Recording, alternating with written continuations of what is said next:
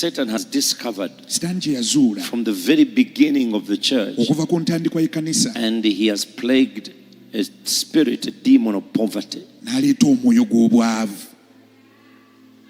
Because whether you like it or not, yagala gaana, prosperity okulaakulana has power kulina amaanyi like faith does. ng'okukkiriza bwe kulina amaanyi.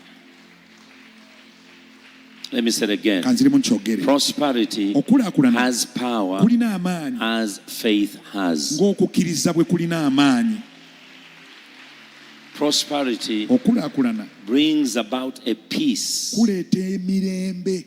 A peace Emirembe as faith will bring. ng'okukkiriza gye kuleeta. Prosperity Okulaakulana will move mountains kuggyawo ensozi as faith will. ng'okukkiriza bwe kuggyawo ensozi. Prosperity Okulaakulana will answer kuddamu kwanukula all questions ebibuuzo byonna as faith will. ng'okukkiriza bwe kukola.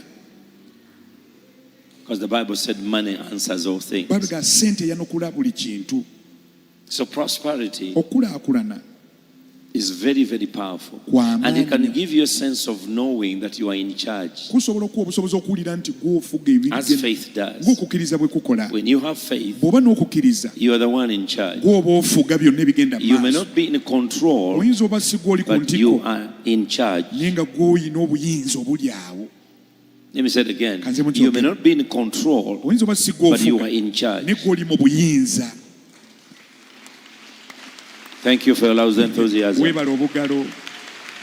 Many of you Bangi ku mmwe want to be in control. oyagala kubanga gw'ofuga ebintu. No, you can't. Tosobola. You are too weak. Oli bunafu nnyo. You are too corrupt. Oli You are too confused. You can't be in control. Tosobola kubanga Only gw'olifuga. God must be in Katonda control. yekka y'asobola okufuga ebintu But you byonna. can be in charge. Naye gwe osobola okuba mu buyinza bw'ebintu. I mean, He can give you responsibility. Asobola okuwa obuvunaanyizibwa. You can be in charge of the wealth of your Nga family. gw'ovunaanyizibwa obugagga bwa famire yonna. Hello. Gye muli.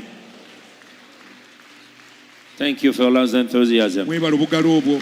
You don't need to be in control. Teweetaaga okubanga gw'ofuga. Let Him be in control. Muleke ye But abaafuga. you be in charge. Gwe gw'oba oba n'obuyinza. Charge the affairs. Gw'olina obuyinza ku nsonga. Your affairs. Ensonga zo, Your businesses. ebizinesi zo, Your home, your family. amaka go ne famire yo, Your farms, your everything. faamu zo n'ebirala byonna. God wants you to be in charge. Katonda ayagala He said to okuwa man, yagamba omuntu you'll be in charge of the garden. ojja kuba mu buyinza bw'ennimiro From the very beginning, okuviira ddala ku ntandikwa. many of you have lost your Bangi responsibility ku mmwe mwafiirwa dda and your obuvunaanyizibwa position. n'ebifo byammwe. You're going to begin to get it back. Ogenda kuddamu byeddiza. Okay, amamu abayimiridde mwe mutegere ekyabalezi. Those of you standing, come on. We are not asking God to give us power Tetusaba Katonda tuwa maanyi to be in control. tube nga ffe I don't want to tubifuga. control anything. Saagala fuga kintu kyonna. I want to be in charge of everything. Njagala kuba nga nze ndi mu buyinza bwa buli kintu.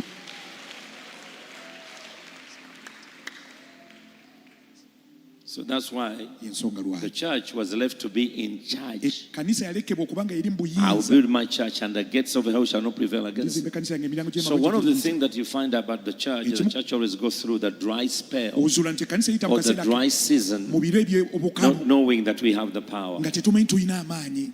Daniel was not in control of Babylon. Danyeri si yali afuga e Babulooni. Nebuchadnezzar was. Nebukadduneeza yali But he afuga. was in charge Naye yali mu buyinza of the affairs of the land. obw'ensonga ezigenda mu maaso mu nsi eyo. You are not hearing what I'm saying. Towulidde kye njogera.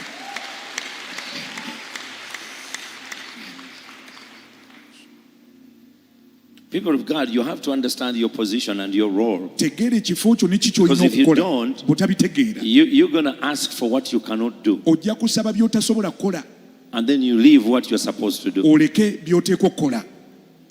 That's why Jesus said they leave what they're supposed to do Yesu yagamba baleka bye balina okukola and they do what they're not supposed to ne do. bakola bye batateekwa kukola. You ask God to put you in charge. Saba Katonda akuteeke mu buyinza bw'ebintu. Because that's what he said. You are the head and on the Kyeyava tail. yagamba gwe mutwe tuli mukira. Are you aware that your head is in charge of you? Okimanyi omutwe gwo gwe guvunaanyizibwa ku mubiri gwonna. It's your head Mutwe gwo that brought you here. gwe gwakuleese wano. You didn't hear it just. Towulidde kye njogedde. It's your head that speaks. Mutwe gwo It's your gwegula. head that sees. Mutwe gwo It's your gwegula. head that hears. Mutwe gwo It's your gwegulira. head that thinks. Omutwe gwo gwegulowooza.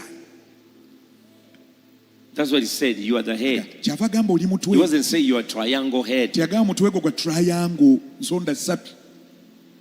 He was saying Yali ategeeza you are in charge. nti gw'olina obuyinza.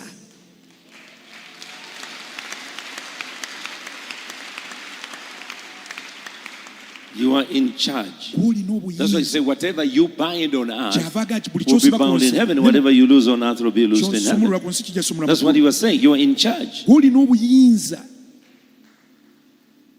You're not in control, Si gw'ofuga but you are in charge. niye olina obuyinza. You're going to manage this thing. Ogenda kuddukanya ebintu bino. Oh, come on.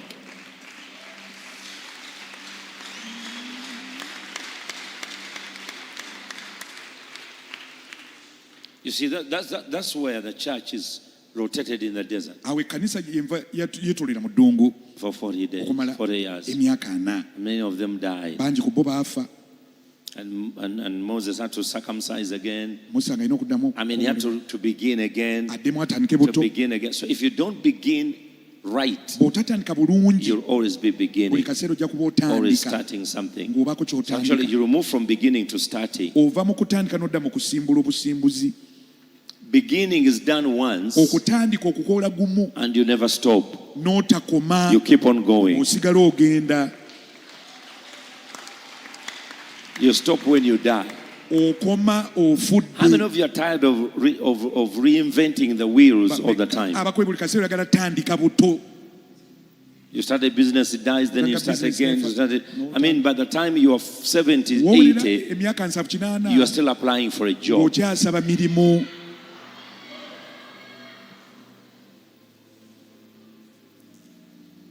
I always, seriously, Ebyaddala I'm not, and I need to tell you the truth kambabuulira amazima.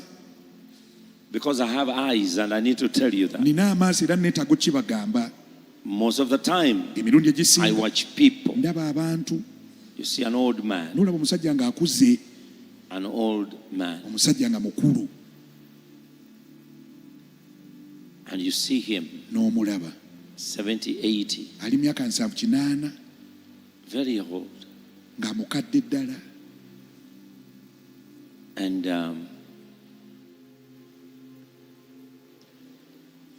walking. Ng'atambuza ebigere.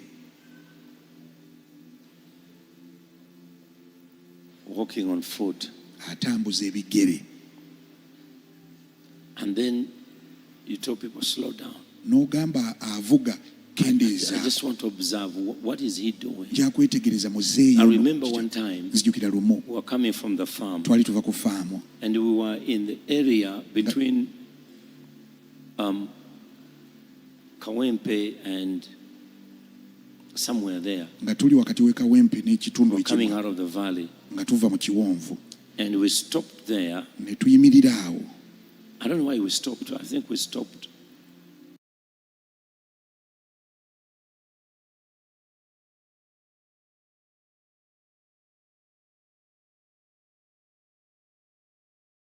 Either to change a tire or we stopped for something. Tulina ensonga lwaki twayimirira. And where we stopped, there was these people who sell food on the street. We twayimirira nga aliwo abatunda emmere ku mabbali g'ekkubo. And I saw this old man it was about past midnight. Saawa nga zisusse mukaago gw'ekiro. Past midnight. Mukaago gw'ekiro eyo And we were coming, nga tujja. and I saw this old man. Ne ndaba omusajja ono omukadde Maybe he was about 80, ng'ali myaka nga 82, 80. 79, 82. 79-82. And he came N'ajja to buy food okugula emmere past midnight. nga ssaawa ziyise mu mukaago gw'ekiro. You heard the age I told you. Emyaka gye mbagambye mugiwulidde. Past midnight. Nga zze okugula emmere ssaawa zisusse mu mukaago gw'ekiro. He had this polythene bag, Ng'alina akaveera ke and he was buying ng'agula food. emmere. And he pulled out a very old note of 2,000. N'asikayo olupapula lw'2,000 nga nalwo lukadde. No, yeah, And he was giving it to this lady who was selling the food. ng'aliwo omukazi atunda emmere. And she looked at it. Omukazi n'atunuulira olupapula lwa ssente. And she gave him food. N'awa muzeeyi emmere. And the old man was arguing for the lady to add on. Muzeeyi ng'akaayana nnyongeraako. And the lady was saying, no, the money is too small. Muzeeyi nedda, ssente ntono zompadde. You have even paid the other you took last week. N'ezaaluli emmere watwala tewansasula. And the other one, I'm still demanding money from you. Kyakubanja ssente. Say, no, this money is not enough. Muzeeyi ssente tezimala. He said, please, Nagabambi add on. nyongera ku mmere. And he's begging, 82 years Nga old. yeegayira ali myaka 82.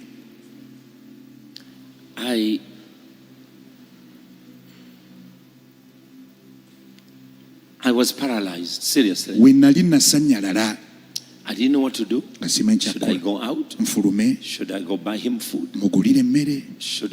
But if I buy him food today, Bwe naamugulira emmere what leero, will he eat tomorrow? enkya anaalya ki? Where did he come from? Yavudde wa ye? Where's the grandchildren? Bazzukulu be baliwa? Where are his children? Abaana be baliwa?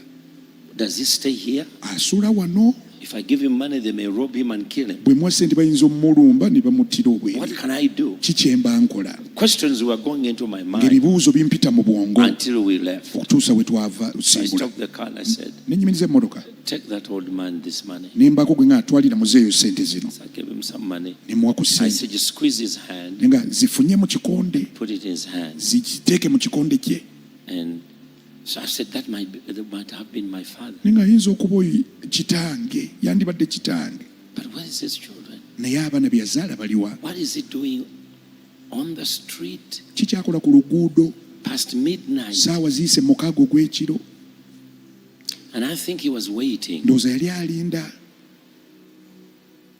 so that the prices will come down. emiwendo gy'emmere gikkeko wansi. So which means Ekitegeeza he eats once alya lumu a day. olunaku. And he had to eat Ng'alina kulya at midnight. saa mukaaga ogw'ekiro. Where does he stay? Asuula wa? Does he have a home? Alina ennyumba? Does he have relatives? Alina abooluganda? And is begging Nga yeegayirira a grandchild eyandibadde muzzukulu we to increase a little amwongezeeko ku mmere. of food. Ku mmere.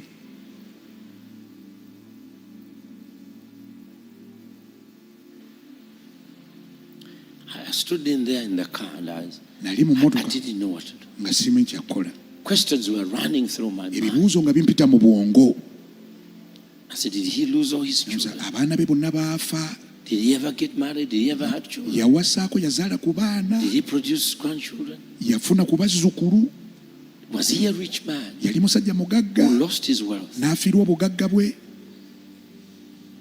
Has he ever worked anywhere? Yali akoleddeko awantu wonna. Did he go to school? Yasomako. Who is this stranger Omugwira ono y'ani? who has walked into my life Azze mu bulamu bwange to totally wreck my belief system? okuntabulira ddala enzikiriza yange. And why did we stop here?